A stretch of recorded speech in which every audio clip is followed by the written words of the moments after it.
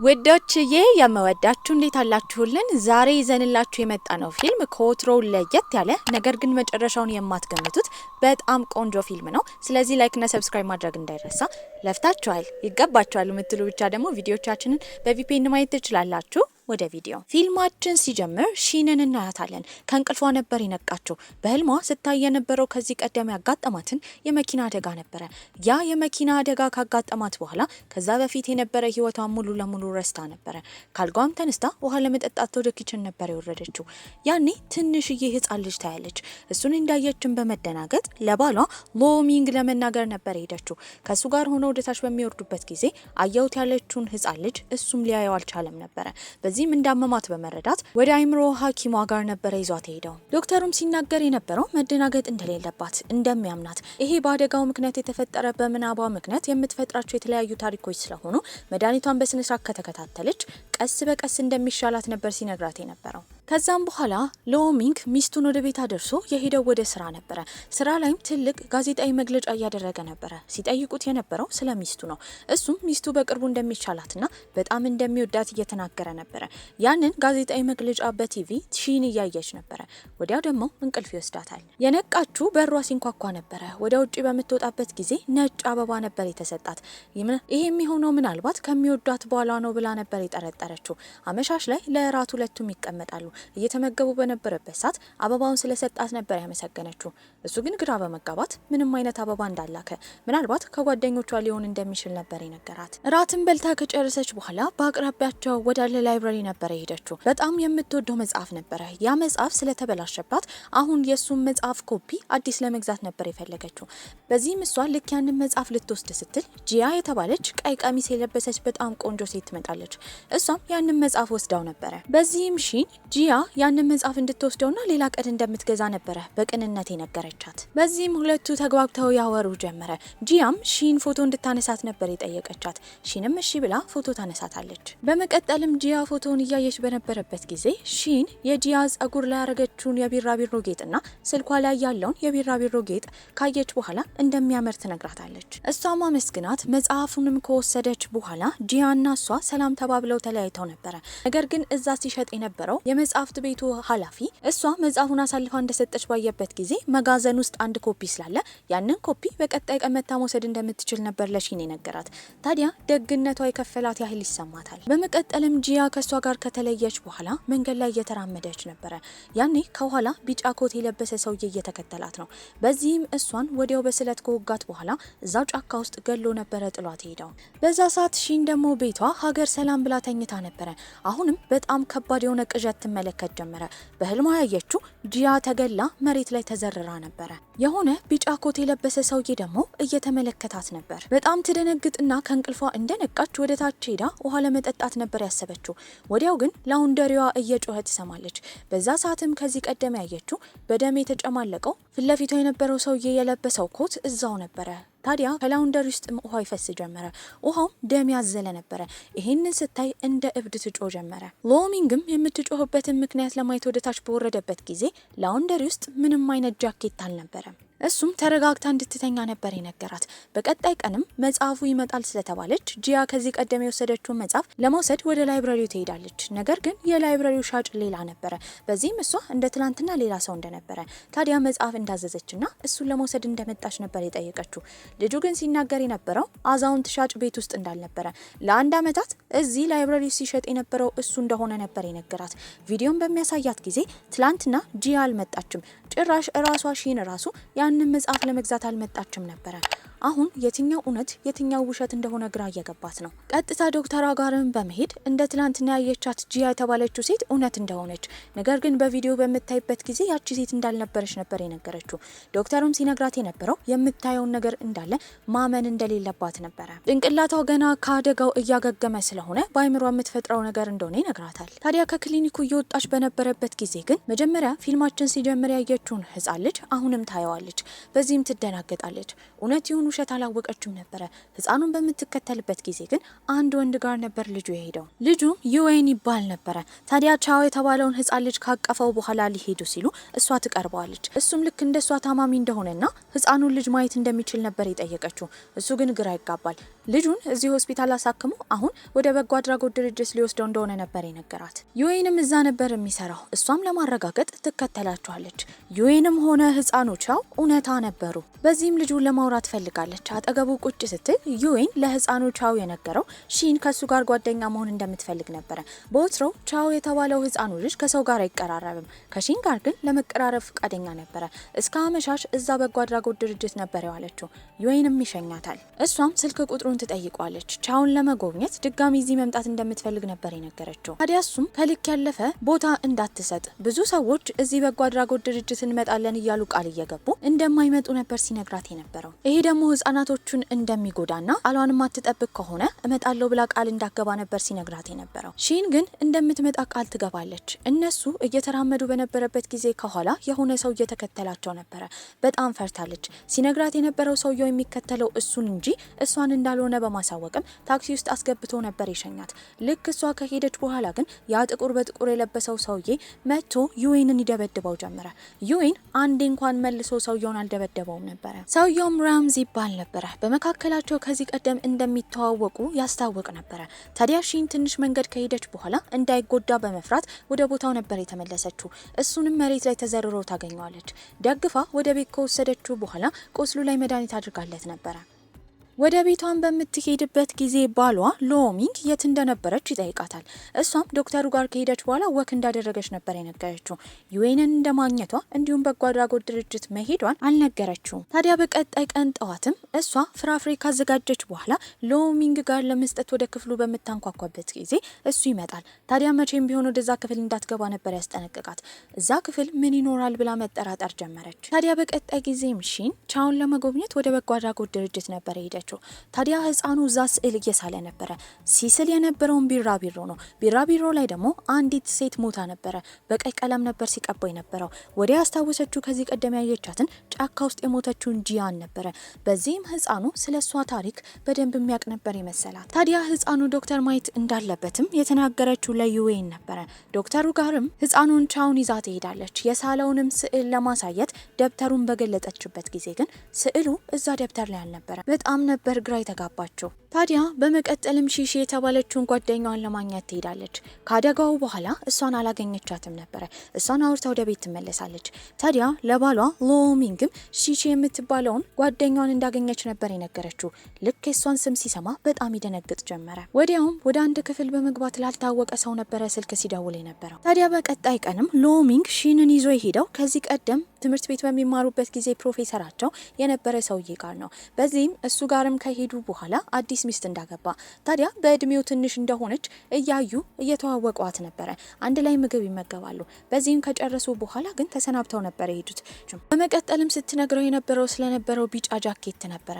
እሱም ጃኬቱን በወረደበት ጊዜ ስላላየ አሁን ዶክተሩ ደግሞ ደህና እየሆነች እንደሆነ ስለተናገረ ብዙም እንዳትጨናነቅ ነበር ሲያሳውቃት የነበረው። ታዲያ ያን ቀን ምሽትም አልጋ ላይ ተኝታ እንደ ድንገት በምትነቃበት ጊዜ እዛው አልጋ ላይ የፕሮፌሰሩ አዲስ ሚስት ተገላ ነበር ያየቻት። በተመሳሳይ ሁኔታ እሷ አልጋ ላይ የተኛችው የፕሮፌሰሩ ሚስት አንድ ማሽን የሚመስል በውሃ የተሞላ እቃ ውስጥ ገብታ ለመተንፈስ ከብዷት ነበረ። ታዲያ በቀጣይ ቀንም ሺን ባሏን ስትጠይቀው የነበረው ፕሮፌሰሩንና ሚስቱን ለማግኘት ድጋሚ መሄድ እንደምትፈልግ ነበረ። ሎሚንግም ግራ ይጋባል። በመደናገጥም ሲነግራት የነበረው ድጋሚ ሄደው ማንን እንደሚጎበኙ፣ ከዚህ ቀደም ፕሮፌሰሩንም ሆነ ሚስቱን ሄደው እንዳልጎበኙ ነበር የነገራት። እንዴ ቆይ ምንድን ነው የምታወራው? ትላንትና እኮ እዛ ሄደን ነበረ። ከዚህ ቀደም ሄደን አናውቅም። ምን ማለት ነው? ቆይ ምን እየሆንኩኝ ነው? የሚፈጠረው ነገር እየገባኝ አይደለም። ታዲያ እሷም ድርቅ ብላ ሄዳለው ስትለው ሎሚንግ ምንም ማድረግ ስለማይችል ሄደው እንደሚጎበኛቸው ነበር የነገራት። ታዲያ በዛ ሰዓትም እሷ ስታስታውስ የነበረው ለመጀመሪያ ጊዜ ኮሌጅ ውስጥ አሁን ያገባችው ሎሚንግ የተባለ ባሏን ስታገኘው እንዴት እንደተዋወቁና የፍቅር ጊዜያቸው እንዴት እንደነበረ እያስታወሰች ነበር። ይህንንም ከሰማ በኋላ ሎሚንግ ሄደው የእሷ ዶክተር ጋር ነበረ። ለዶክተሩም እያስታወሰች ያለውን ነገር እንዳለ ያሳውቀዋል። ነገር ግን እዚህ ጋር የምንረዳው ባሏ ሎሚንግ ከዶክተሩ ጋር አብሮ እየሰራ ነበረ። በዚህም እሷ የድሮ ትውስቷ እንዳይመጣባት የተለያዩ መድኃኒቶችን ከዶክተሩ ጋር በመተባበር እየሰጣት ነበረ፣ ግራ እንድትጋባ የሚያደርጋት። ዶክተሩን መልሶ ሲነግረው የነበረው ለምን እሷ ላይ እንደዚህ እንደሚያደርግ የድሮውን ብታስታውስ ጥሩ እንደሆነ አሁን እሱ እያደረገ ያለው ነገር ፍቅር እንዳልሆነ ነበር ሲነግረው የነበረው። በጣም የተናደደውም ሎሚንግ እሱ ገንዘብ ተከፍሎት የሚሰራ እስከሆነ ድረስ የተባለውን ብቻ እንዲያደርግ ነበር ሲያሳውቀው የነበረው። ታዲያ ትዕይንታችን ወደ ሺን በሚወስደን ጊዜ ደግሞ ከዚህ ቀደም ፕሮፌሰሩንና ሚስቱን ለማግኘት ወደ ሄደችበት አፓርተማ ነበር ሄደችው። ታዲያ በሩንም በምታንኳኳበት ጊዜ እዛ ቤት የነበረው ሌላ ሰው ነበረ። ሲነግራትም የነበረው ከ1 ዓመት በፊት ይሄን ቤት ተከራይቶ እንደገባ ነበር። በዚህም ትደነግጣለች። የምትሄድበት ቦታ ስላጣችም ራሷን ያገኘችው ወደ በጎ አድራጎት ድርጅቱ ሄዳ ነበረ። በዚህም ቻውና ዩዌን አንድ ላይ ተቀምጠው ነበረ። ህፃኑ የሳላቸውን ስዕሎች በምታይበትም ጊዜ የፕሮፌሰሩ ሚስት እዛ ማሽን ውስጥ ቁጭ ብላ በውሃ ተዘፍቃ የነበረውን ትዕይንት ስሎት ነበረ። በዚህም ግራ ትጋባለች። ምን እንደተፈጠረ ለመረዳት ከብዷት ነበረ። ወዲያው ግን የመጣው ባሏ ሎሚንግ ነው። በዚህም እንዴት እዚህ እንደሆነች አውቆ እንደመጣ ነበር የጠየቀችው። እሱም ድሮ አደጋው ከመፈጠሩ በፊት ስልኳ ላይ የአቅጣጫ መቆጣጠሪያ እንዲገጥም ስለጠየቀችው በሎኬሽኑ እንዳገኛት ነበር የነገራት። በዚህም ትናደዳለች። መቼም ቢሆን እንደዚህ አይነት ነገር እንደማትፈቅድ ከዛ በፊት የነበረውን ባታስታውስም አሁኑን ግን ይህን አቅጣጫ መቆጣጠሪያ እንዲያጠፋ ነበር የነገረችው። ቤትም ከገቡ በኋላ ባልና ሚስት እየተጨቃጨቁ ነበረ። የቀረበላትን ምግብ እንኳን ለመብላት ፈቃደኛ አልነበረችም። እሱም በጣም ይናደድባታል። በቀጣይ ቀንም ሎሚንግ ስራ በሄደበት ጊዜ ሺን ቤት ውስጥ ብቻዋን ነበረች። ያኔ አንዲት ጋዜጠኛ ነበር የመጣችው። እሷንም ወደ ውስጥ አስገብታ በሚያወሩበት ጊዜ ስትነግራት የነበረው ያኔ አደጋው ከመፈጠሩ በፊት እሷ ሄዳ የፍቺ ወረቀት እንዳወጣችና ከሎሚንግ ጋር ሊፋቱ እንደነበረ ነው። በዚህም ይህንን አታስታውስም ነበረ። በመቀጠልም ሎሚንግ ከዚህ ቀደም ቃል ስለገባላት ፕሮፌሰሩና ሚስቱ ያሉበት ቤት ነበረ ይዟት ሄደው። ታዲያ በአሁኑ እዛ ቤት በምትሄድበት ጊዜ እሱ ከዚህ ቀደም እንደሄደች ባያቅም በሩን የከፈተው ፕሮፌሰሩ ነበረ። ከዚህ ቀደም ለ1 ዓመት ተከራይቻለሁ ያለ ሰውዬ ቤት ውስጥ አልነበረም። ውስጥ ገብተውን በሚያወሩበት ጊዜ ግን ፕሮፌሰሩ የተናገረው እንዳላገባ ነበረ። በዚህም ከዚህ ቀደም ከተማሪ ጋር ግንኙነት ጀምሮ ከትምህርት ቤት እንደተባረረ ስለ ፕሮፌሰሩ ሎሚንግ እያወራ ነበረ። በዚህም ፕሮፌሰሩ ይደናገጥ ጀመረ። ስላስተማራት ፕሮፌሰር ደግሞ መጥፎ ነገር ሲያወራ ስለሰማችሁ ሺን ሎሚንግ ላይ በጣም ትናደድበታለች። ተናዳም የሄደችው ጓደኛዋ ሺሺ ጋር ነበረ። የተፈጠረውን ስትነግራትም ለአሁኑ ሎሚንግ ልክ እንደሆነ ትምህርት ቤት በነበሩበት ጊዜ እየተባረረው ከተማሪ ጋር ግንኙነት ስለጀመረ እንደሆነ ስለ ፕሮፌሰሩ ትነግራታለች። ያደረገችው ነገር ጥፋት እንደሆነ ነበር የተረዳችው። ቤት እንደገባችም ባሏን ይቅርታ ትጠይቀዋለች። ታዲያ በቀጣይ ጊዜ ከዶክተሩ ጋር መገናኘት ስለነበረባት ቀጠሮ ላይ ቁጭ ብላ ስትነግረው የነበረው እስከዛሬ ስታያቸው የነበረውን ነገር ነበረ። በዚህም ዶክተሩ በደንብ ከሰማት በኋላ ምናልባት ይሄ በምናቧ የፈጠረችው ነገር ላይሆን እንደሚችል ታዲያ የድሮ ትውስቷ ሊሆን እንደሚችል ነበር የነገራት። በዚህም ግራ ትጋባለች። የማይሆን ነገር እንደሆነ ነበር ስታስብ የነበረው። ታዲያ ከባሏ ጋርም አመሻሽ ላይ ስትነግረው የነበረው ሁል ጊዜ እንደዚህ የምናባዊ ክስተቶችን እየፈጠረች የምትኖር ከሆነ እውነታውንና ውሸቱን መለየት እንደሚከብዳትና እንደፈራች እየነገረችው ነው። እሱም እያበረታታት ነበረ። ታዲያ ዶክተሩ የነገረው አንድ መፍትሄ ስላለ ቤተሰቦቿን ለማየት እሷ ቤት በቀጣይ ቀን እንደሚሄዱ ነበር የነገራት። እሷም እሺ ትላለች። ታዲያ በቀጣይ ቀንም ጉዟቸውን ነበር የጀመሩት። እናቷን ሄዳ ማየት አትፈልግም ነበረ። ምክንያቱም ከዚህ ቀደም ከእናቷ ጋር የነበራት ግንኙነት ጥሩ አልነበረም። አብሶ ሎሚንግን አገባለሁ ብላ ለእናትየው ስትናገር እናትየው ፈቃደኛ አልነበረችም። ታዲያ እሱን የምታገባ ከሆነ ደግሞ ድጋሚ እናቴ ብላ እንዳትጠራት አስጠንቅቃት ነበረ። ምክንያቱም እነሱ ከሀብታም ቤተሰብ ስለመጡ ሎሚንግ ደግሞ ያን ያህል ጥሩ ካፒታል ስላልነበረው ነበረ እናትየው የምትጠላው። ከዚህ ትውስታ በተመለሰችበትም ጊዜ ባሏ የነገራት ታናሽ እህት እንዳላት ነበረ። ያኔ ታናሽ እህት እንዳላት ራሱ ረስታ ነበረ። ወዲያው ትውስቷ ይመጣል። እናትየው የባሌት ዳንስ ታሰለጥናቸው ነበረ።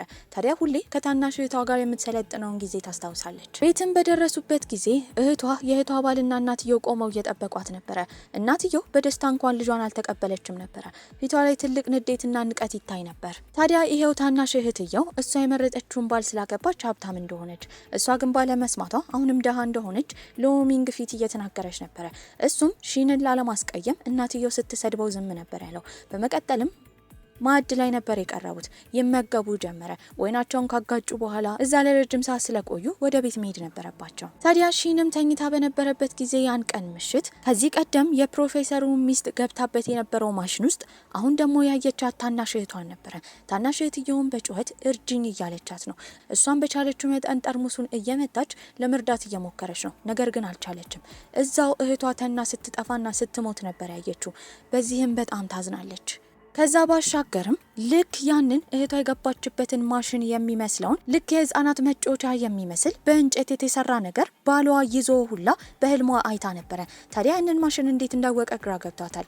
ታዲያ ደንግጣም ነበረ ከእንቅልፏ የነቃቸው። በደነገጠችበት ጊዜ ሎሚንግ ሊያረጋጋት ሲሞክር በፍርሃት ነበር ስትመለከተው የነበረው። እሷም በህልሟ እህቷ ስትሞት እንዳየች ነበር የነገረችው።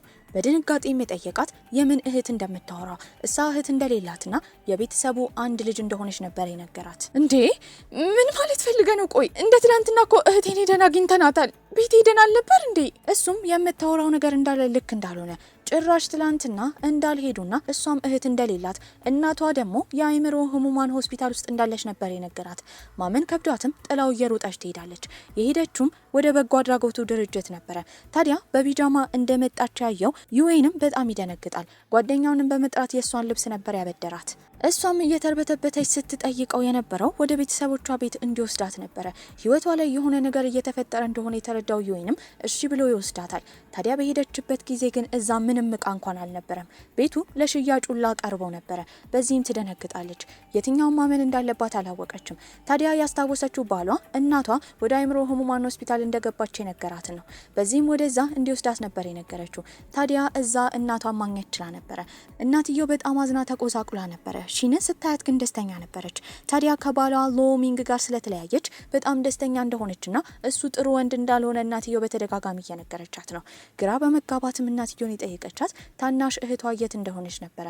ያኔ እናትየው ትደነግጣለች። የምን ታናሽ እህት እንደምታወራ ጭራሽ ታናሽ እህት እንደሌላት ነበር የነገረቻት። በዚህም ትደነግጣለች። እናትየው ከዚህ ይዛት የምትሄድ መስሏት ነበረ። ሺን ግን በድንጋጤ ጥላ ስትሄድ እንደ እብድ ትጮህ ጀመረ።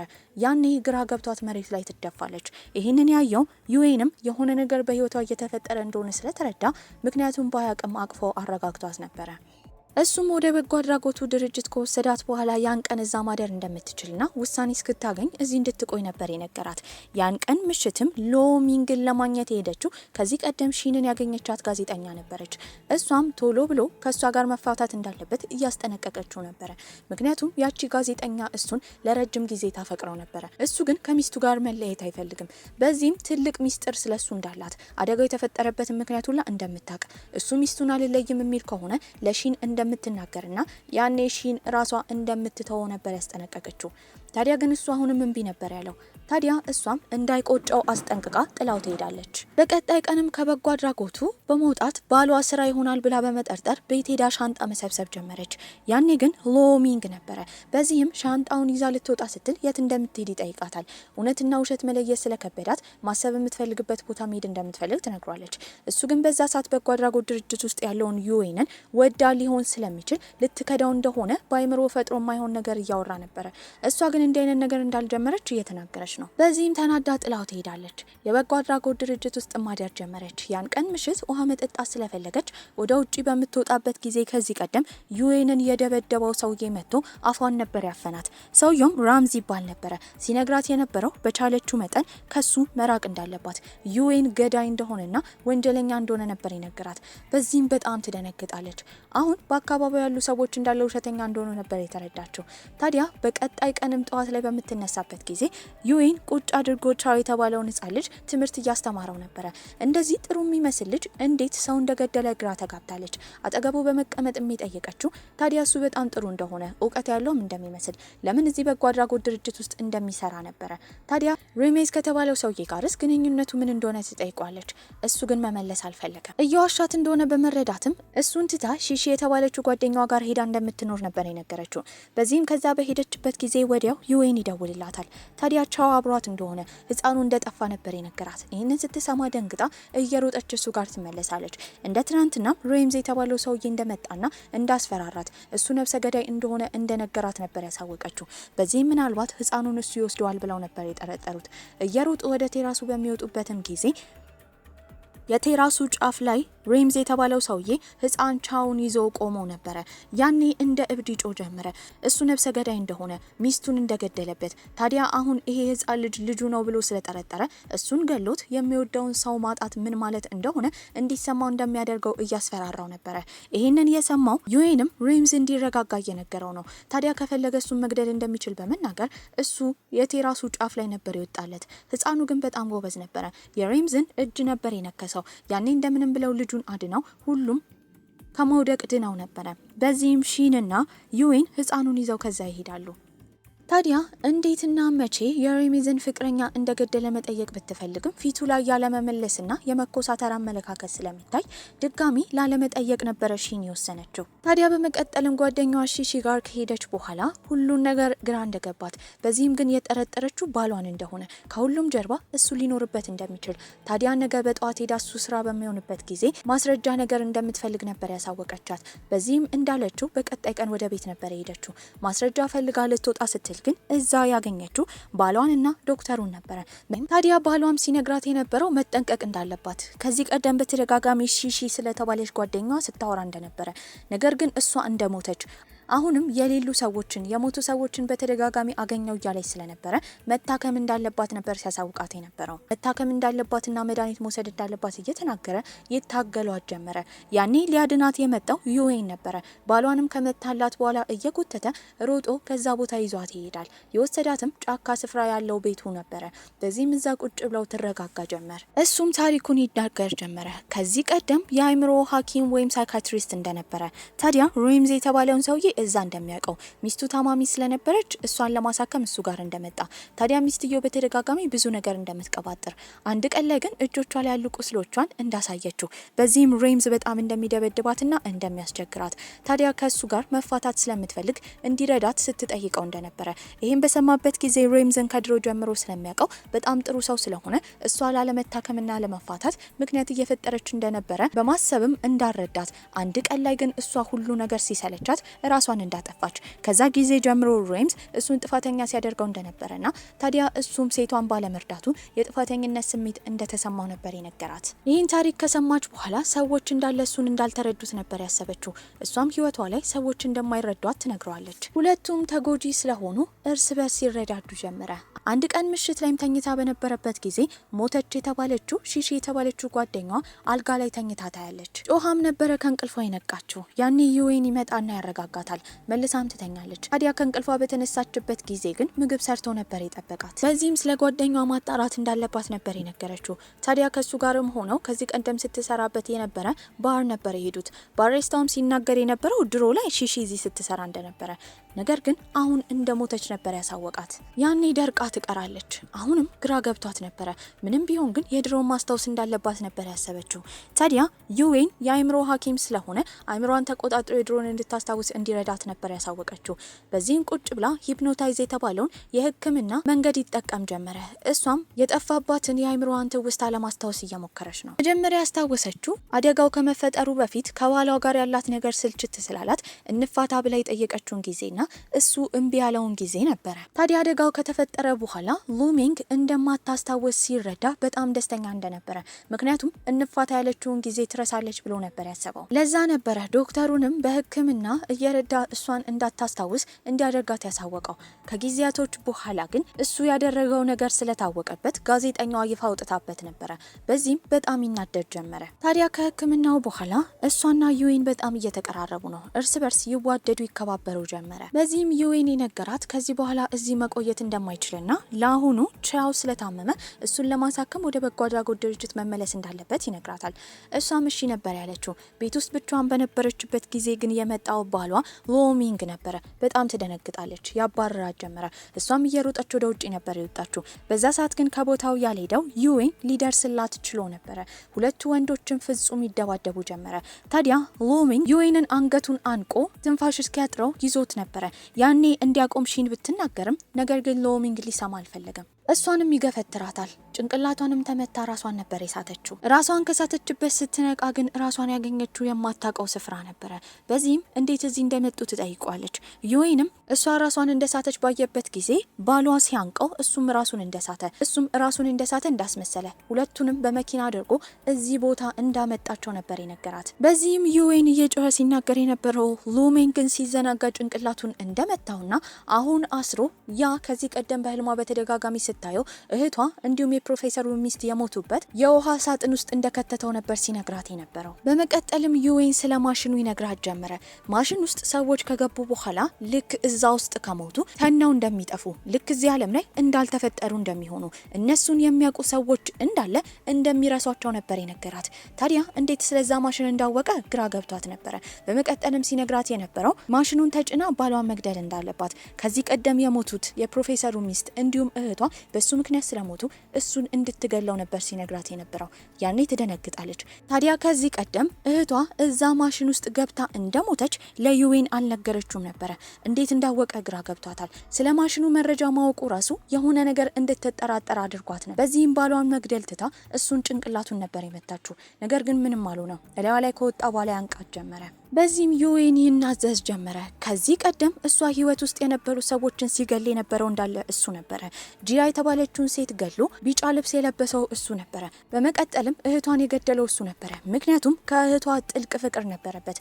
እህትየው ግን እምቢ ብላ ሌላ ልታገባ እንደሆነ ሲረዳ ነበረ እሷን የገደላት። ታዲያ እህትየውን ከገደላት በኋላ አንድ ቀን ላይ እንዳጋጣሚ ሺን ወደ በጎ አድራጎት ድርጅት ትሄዳለች። እዛ ሆና ህጻናቶችን ስታጫውት ነበር ያያት። በዚህም ልክ እንዳያት ነበረ ፍቅር የያዘው። በዚህም ከሷ ጋር ጥሩ ጊዜ ለማሳለፍ እንደፈለገ እሷን ቀርቦ ግን አብረን እንሁን ብሎ ሲጠይቃት ሎሚን ግን ስላገባች ባለትዳር እንደሆነች እንደነገረችው፣ ነገር ግን ተስፋ አልቆረጠም። ልክ እሷ የመኪና አደጋ ሲደርስባትና ሙሉ ለሙሉ ትውስቷን እንደረሳች በሰማበት ጊዜ ድጋሚ እሷን እየቀረበ ፍቅረኛው ለመሆን ሲሞክር እንደነበር፣ በዚህም ጂያ የተባለችውን ጓደኛዋን እንደገደለባት እዛ ማሽን ውስጥ ከከተታት በኋላ ማሽኑን ሲጫነው ከሁሉም ሰው አይምሮ ውስጥ ጂያ የተባለችው ልጅ ጠፍታ ነበረ። ለዚህም ነው ላይብራሪ ውስጥ ሄዳ ስትጠይቅ ቻጩን ጨምሮ ቪዲዮ ላይ ጂያ የተባለችው ልጅ ልትታይ አልቻለችው። ቢጫውን ኮት ራሱ የሚለብሰው ዩዌን ነበረ። የፕሮፌሰሩን ሚስት የገደለው እሱ ነበረ። ታዲያ ፊልማችን ሲጀምር ህፃኑን ቻው ቤቷ ባየችበት ጊዜ ወደ ቤቷ የወሰደው እሱ ነበረ። ልክ ህፃኑን እንዳየችው እየሮጠች ለባሏ ተናግራ ከባሏ ጋር በምትወርድበት ጊዜ ደግሞ እሱ ነበረ የደበቀው። ቢጫ ኮቱንም ላውንደሪያ ውስጥ የከተተው እሱ ነበረ። ልክ ባሏን ይዛ ስትመጣ ደግሞ ቶሎ ያወጣውም እሱ ነበረ።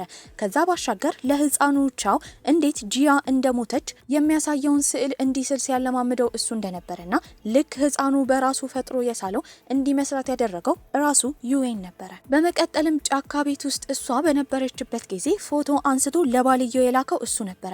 ያኔ ሚስቱን ለማግኘት ነበረ ሎሚንግ የመጣው። ድብድቡንም ለመፍጠር የሞከረው እሱ ነበረ። ይህን ሁሉ ነገር ያደረገው ባሏን እንድትገልና እሱ የሁሉን ነገር አቀናባሪ እንደሆነ እንድታምን ለማድረግ ነበረ። እሱም ይህንን እየተናገረ ባነቃት ጊዜ ትውስታዋ አንድ ባንድ ወደ እሷ ይመጣ ጀመረ። እሷ የኮሌጅ ተማሪ በነበረችበት ጊዜ የነበረውን ታስታውስ ጀመረ። ኮሌጅ ውስጥ የወደደችው የመጀመሪያው ልጅ ዩዌን ነበረ። ከዛ ባሻገር ደግሞ ራሜዝ የተባለው ልጅ፣ ጓደኛዋ ሺሺ፣ ሁሉም የኮሌጅ ጓደኛሞች ነበሩ። ከኮሌጅ ግን ከተመረቁ በኋላ እሷ ሌላ ፍቅረኛ አግኝታ ነበረ። በዚህም ከሱ ጋር በጣም ትቀራረብ ጀመረ። ታዲያ የኮሌጅ ጓደኛሞችም አንድ ላይ በተገናኙበት ጊዜ እሷ ከፍቅረኛዋ ጋር፣ ራሜዝ የተባለው ልጅም ከፍቅረኛው ጋር። ታዲያ በመቀጠል ዩዌን ነበር የመጣው። ከዛ ባሻገርም ሺሺ ትመጣለች። ታዲያ ራሚ ሲናገር የነበረው ሁሉም ፍቅረኛ ይዘው ፍቅረኛ ያልያዘችው ሺሺ እንደሆነች ነበረ። ሺሺን በንዴት ስትናገር የነበረው የሚደበድባት ፍቅረኛ ከምትይዝ ቢቀርባት እንደሆነ ነበረ። ያኔ ራሚዝ ፍቅረኛው ሲደበድብ ስለነበረ በጣም ተናዶባት ተጣልተውላ ነበረ። በመቀጠልም ትውስቷ ድጋሚ የወሰዳት ወደ ኮሌጅ ነበረ። ታዲያ ኮሌጅ ተማሪ በነበረችበት ጊዜ ዩዌን የክፍል ጓደኛዋ ነበረ። ከዛ ባሻገር ደግሞ ከዚህ ቀደም ያስተማራት ፕሮፌሰር ነበረ። እሷና ዩዌን በሚያወሩበት ጊዜ ፕሮፌሰሩ እየተናደደ ነበረ። በዚህም ቢሮ እንደሚፈልጋት ይነግራታል። ቢሮ ከወሰዳት በኋላ ስለ ውጤቷ በጣም እንደኮራባት ነገር ግን እንደሚወዳት ነበር የነገራት። ይህን ስትሰማ ትደነግጣለች። ፕሮፌሰርና ተማሪ ግንኙነት መጀመር አይችልም ነበረ። ግራ ተጋብታ በነበረበት ጊዜ ግን ምንም መልስ አልሰጠችውም። ታዲያ ግን ያ ፕሮፌሰር ሊያገባት እንደሚፈልግና በገንዘብም ሀብታም እንደሆነ ይነግራታል። በዚህም እናቷ የምትመርጠው አይነት ወንድ ነው ብላ በማሰብ ከሱ ጋር ሳታፈቅረው ልታገባው ችላ ነበረ። በዚህም ግን ጥሩ ጥንዶች ነበሩ። አንድ ቀን ላይ ከባሏ ወይም ከፕሮፌሰሩ ጋር ላይብራሪ በምትገባበት ጊዜ ያገኘችው ዩዌንን ነበረ። እሱም ሌላ ወንድ አግብታ ባየበት ጊዜ በጣም ይናደዳል። ፕሮፌሰሩ ላይ የሚጮህበት ጀመረ። ተማሪን አሳስቶ የሚያገባ አይነት ወንድ እንደሆነ ይናገራል። እሷም ይህን ስትሰማ በጥፊ ትመቷለች። ፕሮፌሰሩን ላግባ ብላ የጠየቀችው እሷ እንደሆነች ተናግራ ነበረ። ወዲያው ደግሞ አይምሯ የወሰዳት ወደ ሌላ ትውስታ ነበረ። በዚህም እናቷ በተደጋጋሚ አግቢ ብላ ስትጨቀጭቃትና አሁን እህቷ አግብታ የነበረውን ልጅ ከሷ ጋር ልታጋባት ነበረ። ታዲያ ከሱ ጋር ከተጋባች በኋላ ህይወት መስርታ ነበረ። ወዲያው ግን ሰውየው በጣም መጥፎ ነበረ። ይባስ ብሎም ለጓደኞቹ ሁላ እየጨፈረች እንድታዝናና ያደርጋት ነበረ። ታዲያ ከእናቷ ጋር ቁጭ ብላ በነበረበት ጊዜ ትውስታዎች ይመጡባት ጀመረ። እነዛ ትውስታዎች ከዚህ ቀደም የማታውቃቸው ትውስታዎች ነበሩ። ለካ ይሄ ነገር ወደፊት የሚፈጠሩ ነገሮችን ታይ ነበረ። ነገር ግን ለራሷ ማመን ከብዷታል። የፊልሙ አስገራሚ ነገር ግን እዚህ ጋር ነበር የሚጀምረው። እስካሁን ፊልማችን ሲጀምር ያየነው ነገር እንዳለ ሺን የጻፈችው መጽሐፍ ውስጥ ያሉ ገጸ ባህሪዎች እንዲሁም ደግሞ ያሉ ታሪኮች ነበሩ። በእውነታው ሺን ያገባችው ዩዌንን ነበረ። እሱን ልትፈታው ፈልጋ ነበረ። ምክንያቱም ድሮ ፍቅረኛሞች እያሉ ትኩረት ቢሰጣትም አሁን ግን ትዳር ላይ ትኩረት እየሰጣት አልነበረም። ሁሌ ስራው ላይ ነበር የሚያተኩረው። ታዲያ አንድ ቀን ላይ እሷ እርጉዝ ነበረች። እርጉዝ በነበረችበት ጊዜ እንደ ድንገት ስትራመድ ቤት ውስጥ ትወድቃለች። ያኔ ባሏ ዩዌንን ለመጥራት ስልኳን አንስታ በተደጋጋሚ ትደውል ጀመረ። እሱ ግን ስራ ላይ ስለነበረ አላነሳላትም። በዚህ የተነሳ ወደ ሆስፒታል ነበር የገባችው። ታዲያ ልጇንም ታጣለች። ትልቅ ኮማ ውስጥም ነበር የገባችው። በዚህም ይህንን ያየው ዩዌን የጥፋተኝነት ስሜት ተሰምቶት ገንዘብ እየከፈለ እስክትነቃ ድረስ ዶክተሮች እንዲከባከቧት አድርጎ ነበረ። ከኮማ ብትነቃ ደግሞ እንደምትተወው ያቅ ነበረ። ነገር ግን እሱ የሚፈልገው እሷ ከኮማ ነቅታ ደስተኛ እንድትሆን ብቻ ነበር። ታዲያ እሷ ኮማ ውስጥ በነበረችበት ጊዜ በጣም ይንከባከባታል። ድሮ ወዳሳለፉበት ቦታ እየሄደ እሷን ያስታውስ ነበረ። በመቀጠልም መጽሐፏን ማንበብ ጀመረ። ልክ መጽሐፏን ሲያነብ ፊልማችን የሚወስደን እሷን አንቋት የነበረው ክስተት ላይ ነበረ። ነገር ግን ያንን መቀጠል አልፈለገም። ወዲያው ይተወዋል። በዚህም እሷ የምትጽፈው መጽሐፍ ላይ እሱም መጥፎ ሰው ማድረጓ ባህሪው መጥፎ ስለሆነ እንደሆነ ተረድቶ ነበረ። በመጽሐፍ ውስጥ ሳይሆን በእውነታው ሁለቱ የተገናኙት ላይብራሪ ውስጥ ነበረ። ልክ እንደተያዩ ነበር የተዋደዱት። እናትየው ግን ልክ መጽሐፉ ላይ እንዳለው በእውነታው ዓለምም ደሃ እንድታገባ ልጇ ስለማትፈልግ በሁለቱ ግንኙነት ፍቃደኛ አልነበረችም። በዚህም እሱን ቀርባው ራሱ ልጄን ተዋት ብትለው እሱ ፍቃደኛ አልነበረም። ታዲያ እናትየው ሌሎች ወንዶችን እሷ እንድታገኝ ለማድረግ በድብቅ ከሰው ጋር ታስተዋውቃት ነበረ። ሺንም ዩዌንን በጣም ስለምትወደው አትስማማም ነበረ። ታዲያ በመቀጠልም ግን እናትየው በጣም ብዙ ገንዘብ ይዛ እሱ ጋር ነበር የሄደችው። ያንን ገንዘብ ወስዶ ልጇን እንዲታው ነበር የጠየቀችው። እሱ አሁንም እምቢ ብሎ ነበረ። በዚህም ተጋብተው መኖር ጀምረው ነበረ። ከተጋቡ በኋላ ግን ልክ እንዳሰቡት ትዳራቸው ደስተኛ አልነበረም። ታዲያ በዚህ ውስጥ ሆና ነበረ እሷም የመጽሐፏን ታሪክ ስትጽፍ የነበረው። ታዲያ እሱም መጽሐፏን ሙሉ ለሙሉ አንብቦት ነበረ። በመቀጠልም የሄደው እናቷ ጋር ነው። እሷ ኮማ ውስጥ ስለሆነች ሄደው እንዲያዩት ነበረ እናትየውንና እህትየውን ሲጠይቅ የነበረው። በዚህም ግን እናትየው ፍቃደኛ አልነበረችም። እሱ ከወጣ በኋላ ግን ስቅስቅ ብላ ታለቅሳለች። የጥፋተኝነት ስሜት የተሰማት እናትየው ልጇን ለማየት ሆስፒታል ሄዳ ነበረ። ከብዙ ጊዜያቶች ሕክምና በኋላ የሺን እጅ ይንቀሳቀስ ጀመረ። ዶክተሩም እንደምትነቃ ነበር የተናገረው። ታዲያ ከቀናት በኋላ እንደተባለው ትነቃለች። በነቃችበት ጊዜ እዛ ያየችው ከዚህ ቀደም እንፋታ ብላ ለባሏ ዩዌን ወረቀት ሰጥታው ነበረ። እሱ አሁን ፈርሞበት ነበረ። ከዛ ባሻገርም ደብዳቤ ነበረው። ታዲያ መጽሐፏ ሙሉ ለሙሉ እንዳልጨረሰችው እሱ ታሪኩን ሊጨርስላት እንደሚፈልግ ነበር የነገራት።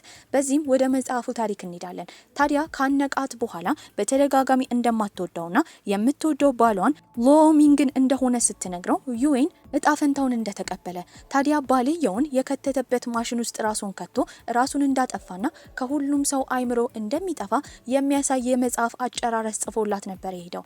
በዚህም እሱ ወደ ሌላ ሀገር ይሄዳል። አሁን ስለተፋቱ እሷም የራሷን ህይወት ጀምራ ነበረ። ቤተሰቦቿ ጋርም ሄዳ ጥሩ ግንኙነት ትጀምራለች።